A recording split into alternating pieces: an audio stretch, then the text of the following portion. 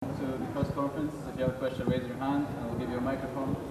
Start the first question. Novak, how excited for you to be here in Doha? It's not a good image for our sport, that's for sure. There's a consensus, or I would say a majority of the players that I've talked to in the locker room, not just in the last few days, but also last few months, that are not happy with the way this whole process has been handled. The majority of the players doesn't feel that it's fair. Majority of the players feel like there is favouritism happening. It seems like it appears that you can almost affect the outcome if you're a top player, if you have access to the top lawyers and whatnot. So we've seen on the social media Simona Halep and Tara Moore and some other players that are maybe less known that have been struggling to resolve their cases for years or have gotten the ban for years. And I think, right now it's a ripe time for us to really address the system, because the system and the structure obviously doesn't work of anti-doping. It's obvious. So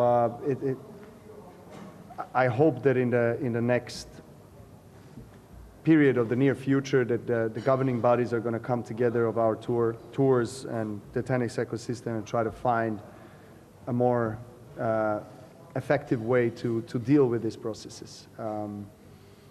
So yeah, I mean, it's inconsistent, and yeah, it appears to be very unfair. The inconsistency is something that frustrates all the players. It's like if you are going to treat every case individually or independently, which is what's happening, then there is no consistency, then there is no transparency, and some cases are transparent, some are not.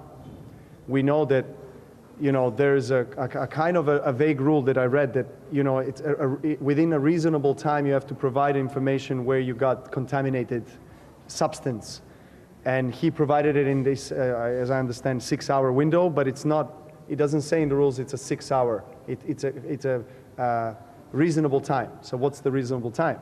Obviously, sometimes in one case you can have a larger contamination. Sometimes, in some cases, you have a smaller one, like in his case. But the problem is that right now there is a lack of trust generally from the tennis players, both men and female, towards WADA and ITIA and the whole process. So we either going to agree that all the cases will be transparent from the beginning, or all will be kept private until they're resolved.